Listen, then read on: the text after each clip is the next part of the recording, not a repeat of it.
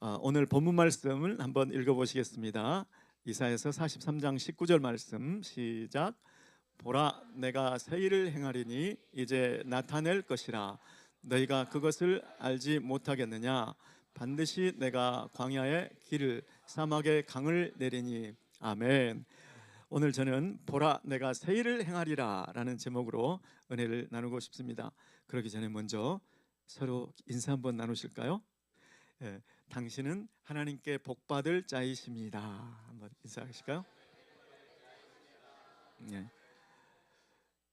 네, 다시 한번 인사드릴 때 그러기 위해서 입을 좀 넓게 여세요. 자, 자, 네, 네, 넓게 여신 만큼 주님께서 채워주실 줄로 믿습니다. 네, 여러분, 저의 2024년 최대의 감사 제목은 무엇일까? 저는 GMI 은혜교회를 섬기게 된 것이다, 이렇게 생각을 합니다. 한국에 이제 나가게 된다는 소식을 비교적 갑작스럽게들 이제 알았으니까 한국에 나가면 어떤 성도님들을 만날까 너무 궁금했어요. 우리 은혜 한인교회와 성도님들과 같은 귀한 분들을 만날 수 있을까? 한국에 24년간 한국을 떠나 있었으니까 한국이 어떻게 변했고, 한국의 기독교는 어떻게 변했고, 성도님들은 어떻게 변했을까가 너무 궁금한 거예요. 그런데 와서 보니까 은혜 한인교회 성도님들이 안 계시다면 더 좋다고 말씀을 드리고 싶은데 계시기 때문에 조금도 덜하지 않는 훌륭한 성도님들이 여기에 기다리고 계셨어요. 그래서 얼마나 감사한지 모릅니다. 여러분, 저는 10월 6일 날 우리 개척 예배를 드린 이후로 12월 8일 날 입당 예배를 드리는 이후로 새벽 예배를 20번이나 섬겼어요. 이거는 LA 은혜 한인교회에 있었더라면 20개월 섬길 분량이었어요. 20개월. 주일 예배는 11번이나 섰어요. 이거는 은혜교회 부목사로 있었다면 11년 동안 섬길 일이었어요. 그리고 금요 성령 집회를 2번이나 썼습니다. 은혜 한인교회에서는 서본 적이 없어요. 아마 은퇴할 때까지 못 설 수도 있었는데 어떻게 주님께서 저를 이곳에 부르셔서 이렇게 은혜를 주셨을까? 그런데 여러분, 이것이 처음부터 은혜는 아니었어요. 왜냐하면 저는 새벽 설교가 2달에 한 번씩 돌아오는데 그 새벽 설교를 한번 준비하기 위해서 얼마나 영어 성경도 이 버전 저 버전 다 읽어보고 한국말도 이 버전 저 버전 공동 번역 성서까지, 그리고 헬라어 히브리어까지 다 읽어보고 그걸 준비하면요, 그러고도 밤을 거의 새다시피 마지막 설교하기 전날에는 1시간 2시간을 자고 설교를 했고, 그런 사람이 한 목사님께서 입당 후에는 새벽 설교를 해야지 딱 한 말씀 하시는데 저는 저는 그냥 아멘 목사거든요. 아멘 목사. 네 목사님. 그래 놓고 돌아서니까 이게 큰일 난 거예요. 이야, 가장 걱정을 한 사람은 누구였을까요? 저희 집사람이었어요. 우리 남편이 어떡하나. 마음이 참 무거웠습니다. 솔직히 제가 가보지 않은 길, 해보지 않은 사역을 하고 있는 거예요. 그런 고민하고 있던 차에 유튜브에서 어떤 목사님의 간증을 들었는데, 와, 그 목사님의 간증을 듣고 제가 해방됐다는 거 아닙니까? 그 목사님이 간증을 어떻게 했냐면, 목사님은 어떻게 일평생 설교를 준비하셨습니까? 이렇게 거기에 대한 이제 간증 설명이었어요. 네, 저는 설교를 들은 거를 감동을 받은 거를 설교를 했지 내가 설교를 하려고 애를 써본 적이 없다는 거예요. 이건 완전히 패러다임 시프트. 이거는 정말 놀라운 일이다. 저는 그동안에 깨알같이 져가지고 그걸 그냥 외우려고 얼마나 애를 쓰고 그랬는데 그 간증을 탁 듣는 순간 갑자기 머리가 해지면서 깨달아졌어요. 내가 왜 설교 때문에 염려를 하지? 주님은 하실 말씀이 많으신 분이야. 주님은 설교하고 싶으셔. 와, 그게 딱 깨달아지니까 아, 이제부터는 내가 들으면 되겠구나. 그래가지고 그 다음부터는 제가 설교할 때 이 책 저 책 읽고 이게 막 노력하는 게 아니고 기도 음악을 틀어놓고, 그 다음에 빈 백지를 놓고, 주님 무슨 말씀을 하고 싶으세요? 맨 위에 제목에 주님 이번 주일날 무슨 말씀을 하고 싶으세요? 그래놓고 본문도 주님이 주시고 생각날 때까지, 예, 예. 그리고 본문이 주어지면 자, 이제부터 주님 무슨 말씀을 무슨 말씀을 하고 싶으세요? 빨리 가르쳐 주세요.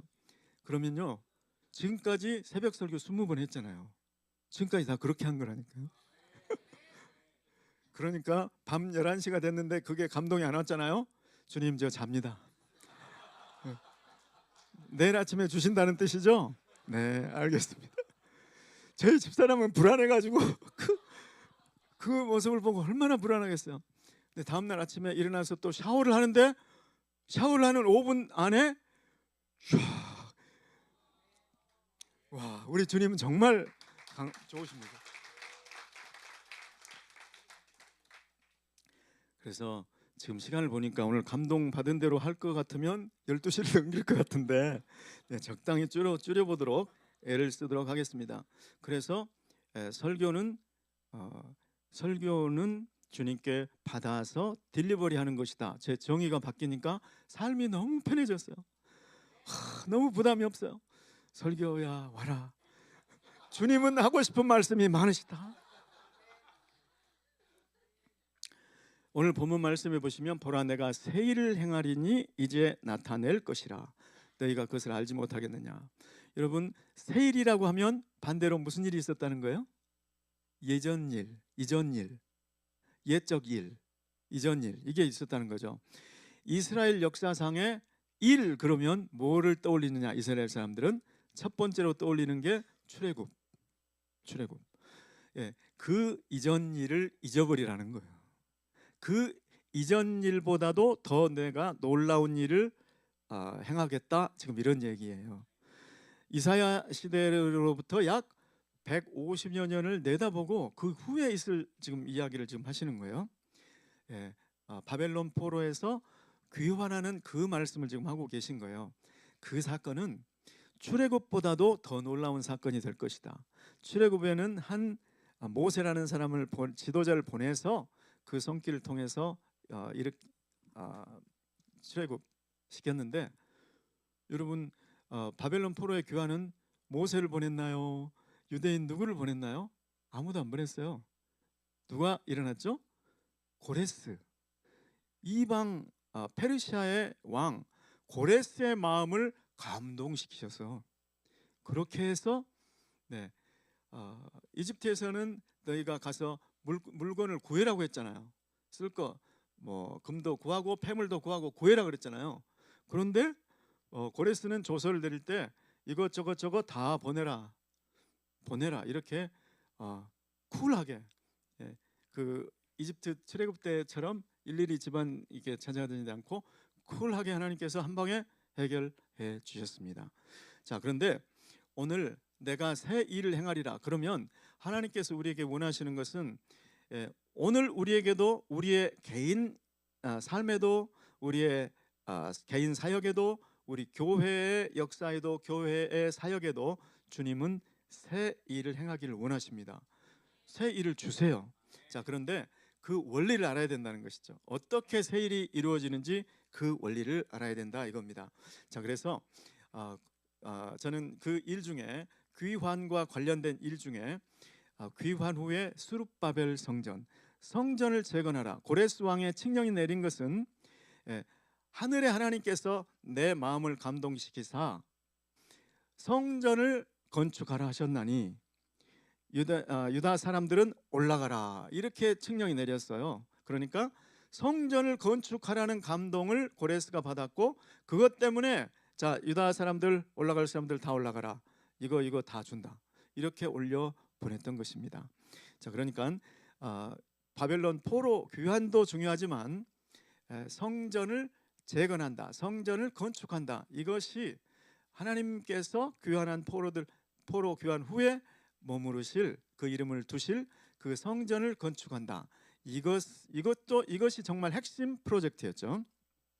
자, 그러면 그 성전 건축 재건의 그 과정에 어떤 단계가 있었는지를 한번 잠깐 말씀을 한번 보도록 하겠어요. 자, 역대하 36장 22절 23절 이때 고레스 왕의 칙령이 내리는데요. 자, 역대하 36장 22절 23절 역대하 구약 역대하 36장 22절 23절 하나 둘 네, 나왔습니다. 자, 우리 함께 읽어보실까요? 시작. 바사의 고레스 왕 원년에 여호와께서 예레미야의 입으로 하신 말씀을 이루시려고 여호와께서 바사의 고레스 왕의 마음을 감동시키심에 그가 온 나라에 공포도 하고 조서도 내려 이르되 바사 왕 고레스가 이같이 말하노니 하늘의 신 여호와께서 세상 만국을 내게 주셨고 나에게 명령하여 유다 예루살렘에 성전을 건축하라 하셨다니 너희 중에 그의 백성된 자는 다 올라갈지어다. 너희 하나님 여호와께서 함께 하시기를 원하노라 하였더라. 아멘. 이 말씀에 보시면 고레스의 마음에 나를 감동시키셔서 아까 100일 이틀 100일에 매 두 끼씩 금식하라는 감동 그 10년 전에 같이 일했던 그분이 갑자기 한상욱 장로님을 생각나게 하는 감동을 주셔서 이루고 있다는 것을 볼 수 있습니다. 자, 두 번째 과정은 성전 공사가 그래서 재개가 되죠. 자, 에스라서 3장 8절 말씀. 에스라 3장 8절 말씀. 자, 시작. 예루살렘에 있는 하나님의 성전에 이른 지 2년 둘째 달에 스알디엘의 아들 스룹바벨과 요사닥의 아들 예수아와 다른 형제 제사장들과 레위 사람들과 무릇 사로잡혔다가 예루살렘에 돌아온 자들이 공사를 시작하고 20세 이상 레위 사람들을 세워 여호와의 성전 공사를 감독하게 하매 여기 이 말씀에 보면 귀환한 지 2년 차에 그러니까 귀환한 날짜는 고레스 왕 원년이니까 BC 538년 2년 후에니까 BC 536년에 성전 공사가 시작되었다. BC 536년.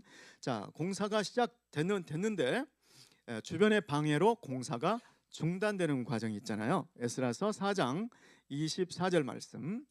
시작. 이에 예루살렘에서 하나님의 성전 공사가 바사왕 다리오 제2년까지 중단되니라. 아멘. 여기 바사왕 다리오 제2년은 언제인가? 이 사람이 다리오 왕은 BC 522년에 왕이 됐거든요. 그러니까 제2년은 BC 520년. 아까 BC 536년에서부터 BC 520년까지 몇 년간 공사가 멈췄다고요? 16년간. 16년간 공사를 시작을 했는데 방해에 부딪혀서 그냥 폐허가 되었다. 제가 미국에 살고 있을 때 한 건물이 올라가다가 철골이 올라가다가 멈춰서 한 5, 6년 있었나요? 얼마나 흉측했는지 몰라요. 녹이 슬어서 막 흘러내리는데 야, 그때 그 성전 시작되었지만 마무리 짓지 못하고 진행되지 못한 그 모습을 보고 하나님의 마음이 어떠셨을지. 자, 그 다음에 이제 주변의 방해는 뭐냐면 주변에 유프라테 강 서편을 다스리는 유브라테 강 서편을 다스리는 총독이 있었는데 그 사람이 페르시아 왕에게 이 소식을 전해가지고 페르시아 왕이 조서를 내려서 하지 못하게 했어요. 그렇게 페르시아 왕의 왕권으로 중지가 되었던 거예요. 자, 그런데 네 번째 단계는 학개 스가랴 선지자의 예언에 따라서 왕의 조서를 무시하고 공사가 재개되는 장면. 자, 에스라서 5장 1절로 2절 말씀. 에스라서 다 함께 시작. 선지자들 곧 선지자 학개와 이또의 손자 스가랴가 이스라엘의 하나님 이름으로 유다와 예루살렘에 거주하는 유다 사람들에게 예언하였더니 이에 스알디엘의 아들 스룹바벨과 요사닥의 아들 예수아가 일어나 예루살렘에 있던 하나님의 성전을 다시 건축하기 시작하며 하나님의 선지자들이 함께 있어 그들을 돕더니, 지금 성전을 다시 공사를 시작한 거는 페르시아 왕의 조서를 무시하고 시작한 거예요. 자, 그러니까 당연히 대적들이 또 일어났겠죠. 너희들 무슨 권한으로 그거 다시 하니? 왕이 못하게 한 거 몰라? 네, 그렇게 해서 다시 왕에게, 페르시아 왕에게 그 사실을 알리죠. 자, 그런데 그 다리오 왕이 과거 역대 자료를 다 조사해 보니까 이것은 다리오 왕, 고레스 왕이 칙령을 내려서 정식으로 이게 된 거잖아요. 그게 발견됐잖아요. 그래서 칙령을 내려서 이거는 반드시 해야 된다, 이렇게 이제 확정을 해줍니다. 에스라서 6장 7절 말씀 시작. 하나님의 성전 공사를 막지 말고 유다 총독과 장로들이 하나님의 이 성전을 제자리에 건축하게 하라. 성전 방해하려고 너희들 지금 나한테 이 보고서 올렸는데 방해하지 마. 그리고 정해진 그 자리에 성전이 건축되게 해, 이렇게 명령을 내리는 장면. 자, 그래서 마침내 어떻게 됐는가? 스룹바벨 성전이 완공되죠. 에스라서 6장 15절 말씀, 6장 15절 시작. 다리오 왕 제6년 아달월 3일에 성전 일을 끝내니라. 자, 다리오 왕은 BC 522년에 왕이 된 사람이라고 그랬어요. 다리오 왕 2년 BC 520년에 재개되어 가지고 다리오 왕 제2년에 시작되어서 제6년에 끝났으니까 몇 년간 공사를 한 거예요? 4년 만에 완공됐어요.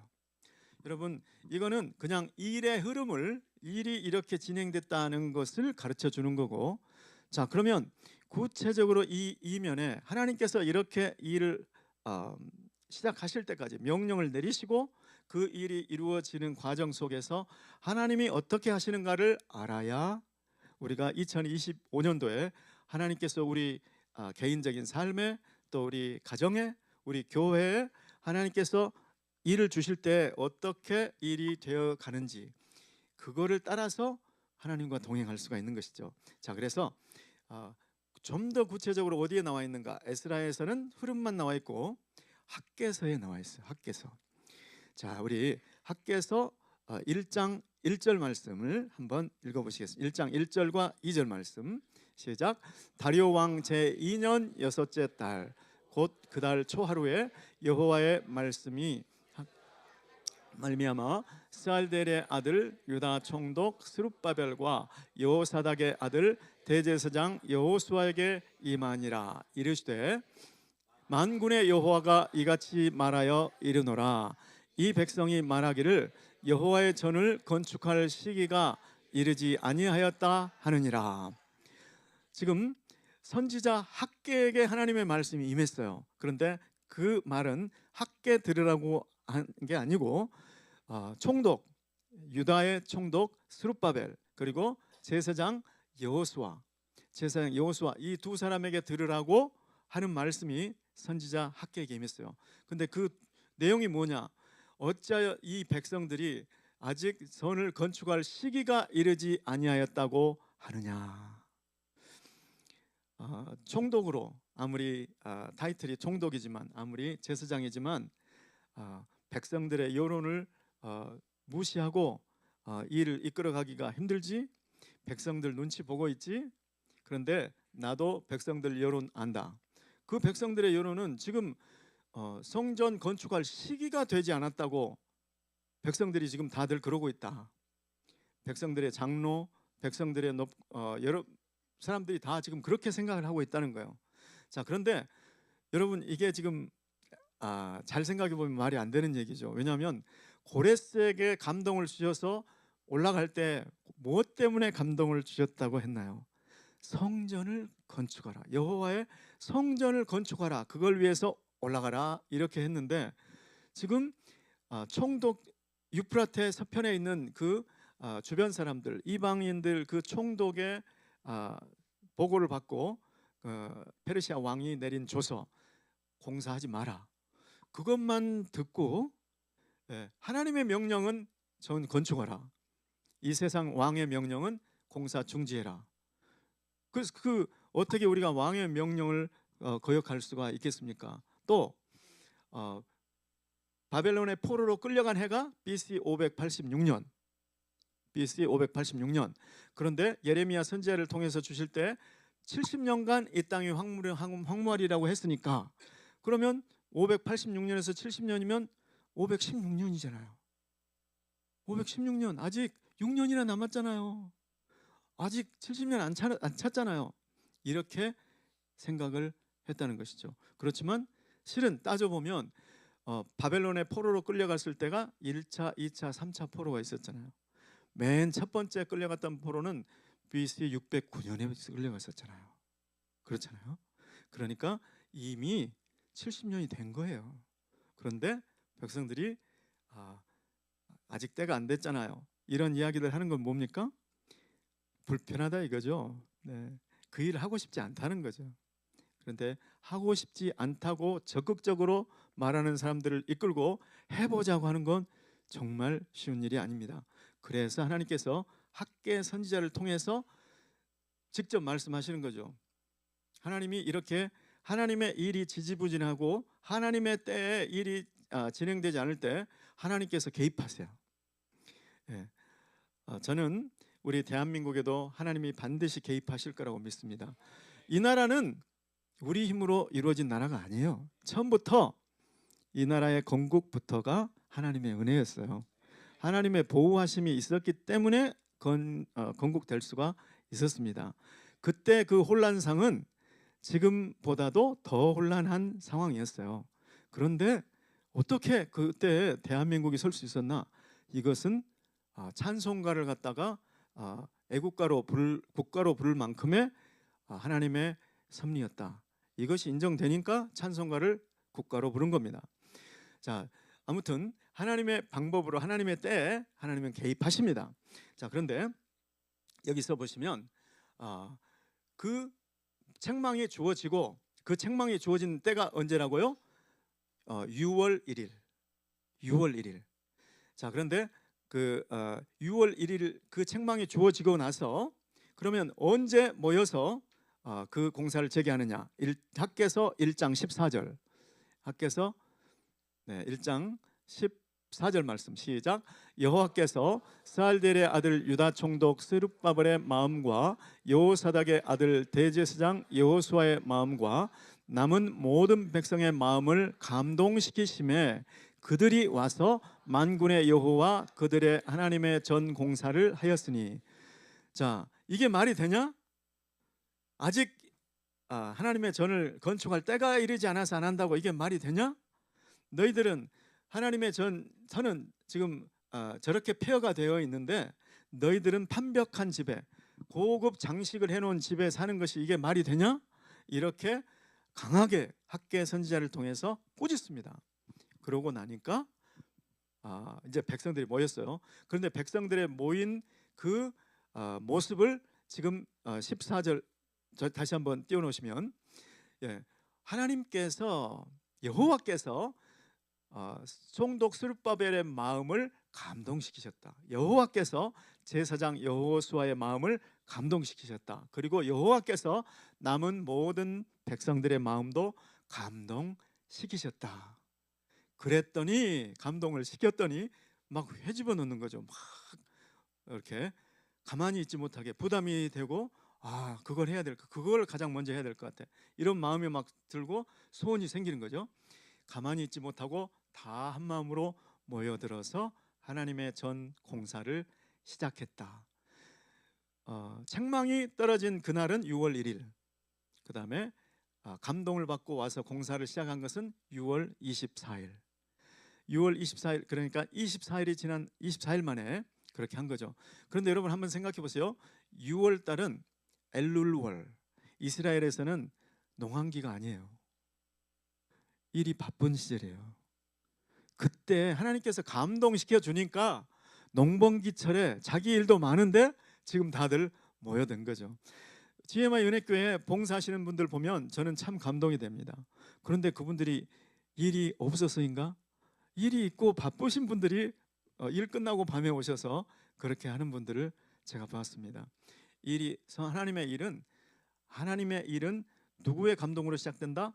하나님의 감동으로 시작됩니다.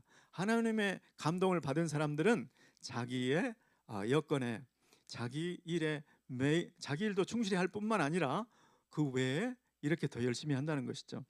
자, 그러니까 일의 시작도 하나님이 하셨다는 것.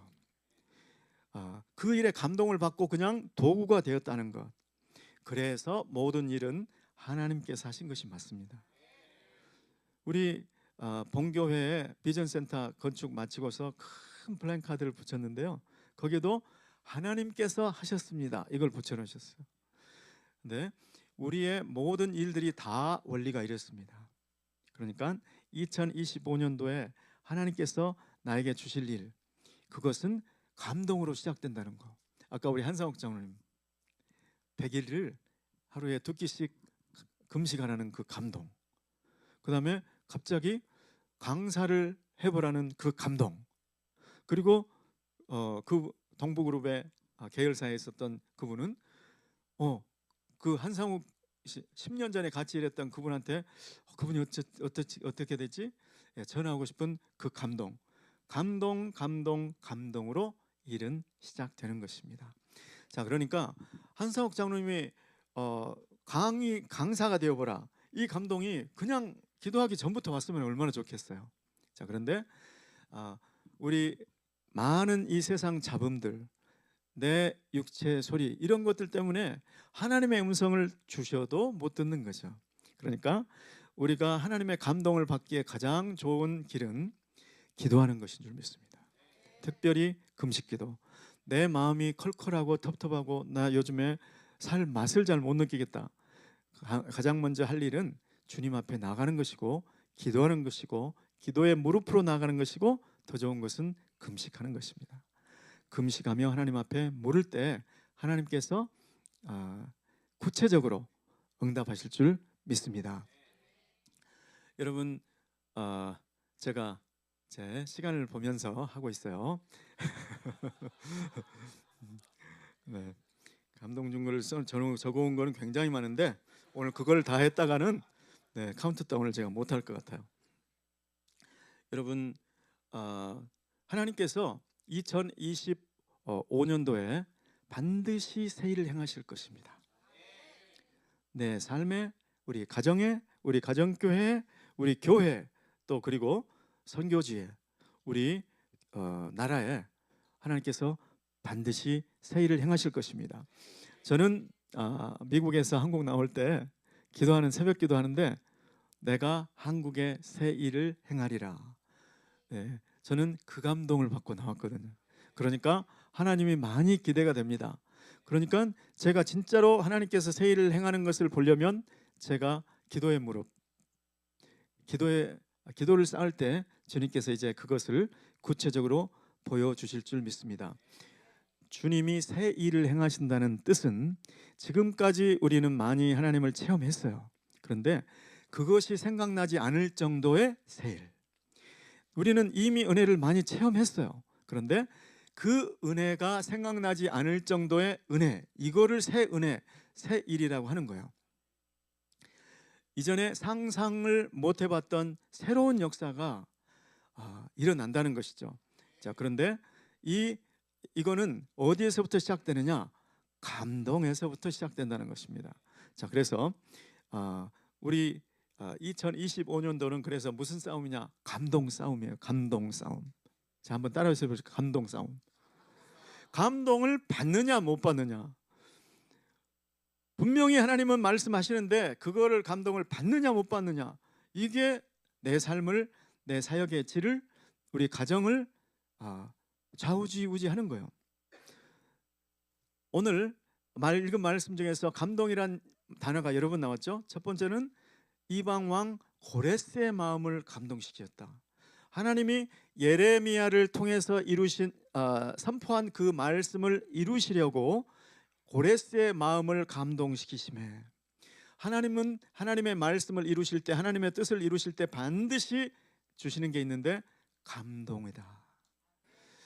그 감동을 내가 받으면 내가 고레스처럼 쓰임 받는 것이고, 내가 받으면 강사로 어느 날 갑자기 강사로 쓰임 받는 것이고, 내가 감동을 받으면 어느 날 나는 발표 준비도 제대로 못해도 구글에서 선정하는 상 1등을 받는 것이고, 감동 싸움입니다. 감동 싸움.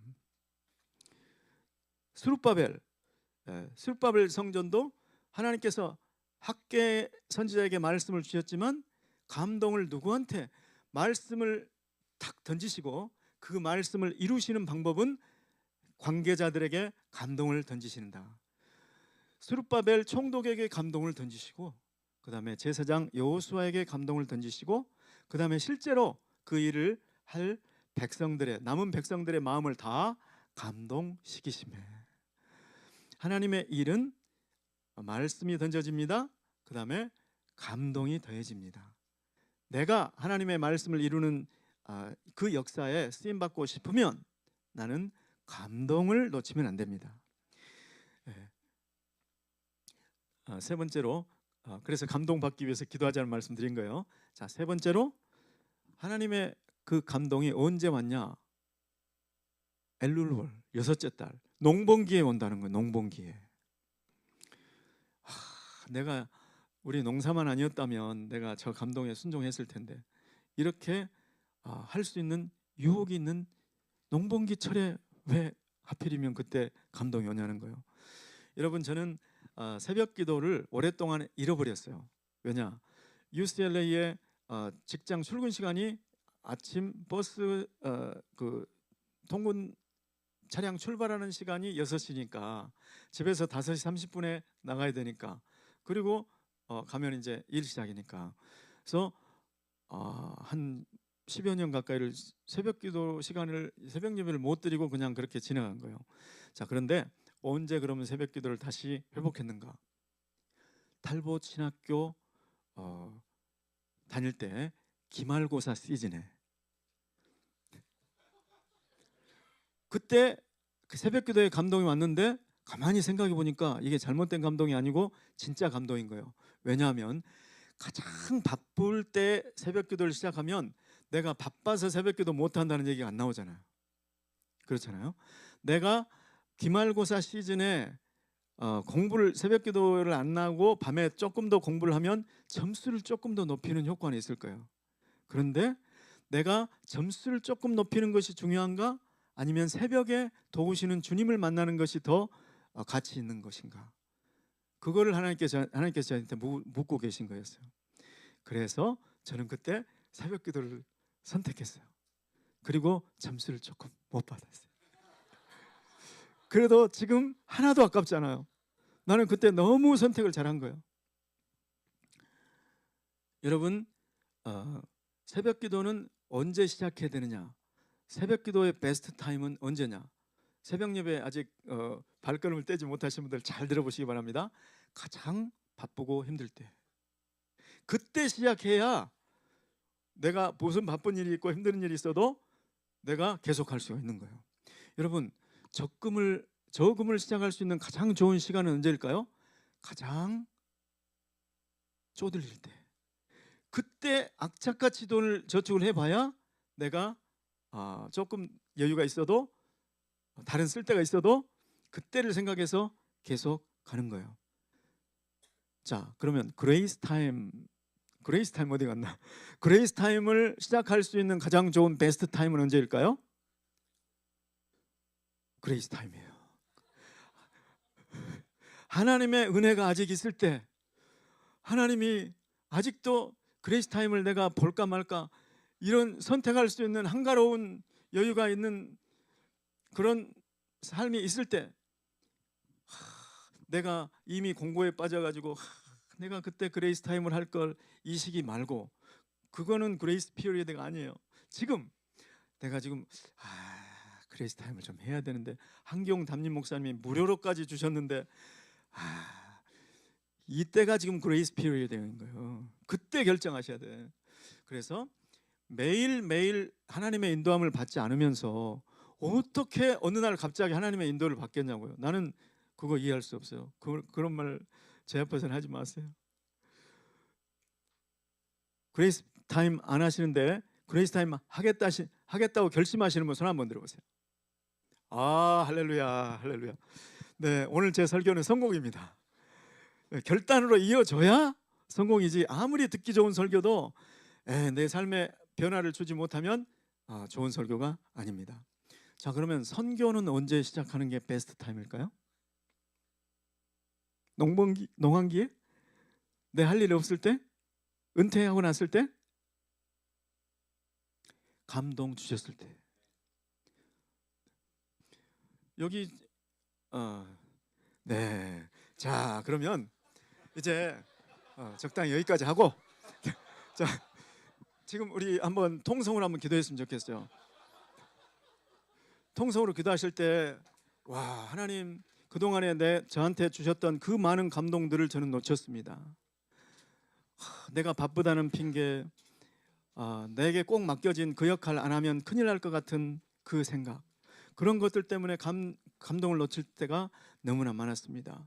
주님, 그러나 내가 새 일을 행하리라. 주님이 앞으로 새 일을 행하실 때는 감동을 또 주실 텐데, 주님, 제가 힘들고 바쁠 때 그때 새벽기도, 그다음에 그레이스 타임도 바로 내일부터, 선교도 내 시간이 되고 돈이 되고 여유가 있을 때가 아니고 주님께서 감동 주시면 그때가 베스트 타임이니 그때 순종하겠습니다. 이런 결단의 기도 하시고, 그다음에 2025년도 하나님 앞에 소원을 올려드리면서 우리 주여 부르짖고, 제가 기도를 멈출 때까지 우리 한번 주여 부르짖고 한번 기도하겠습니다. 주여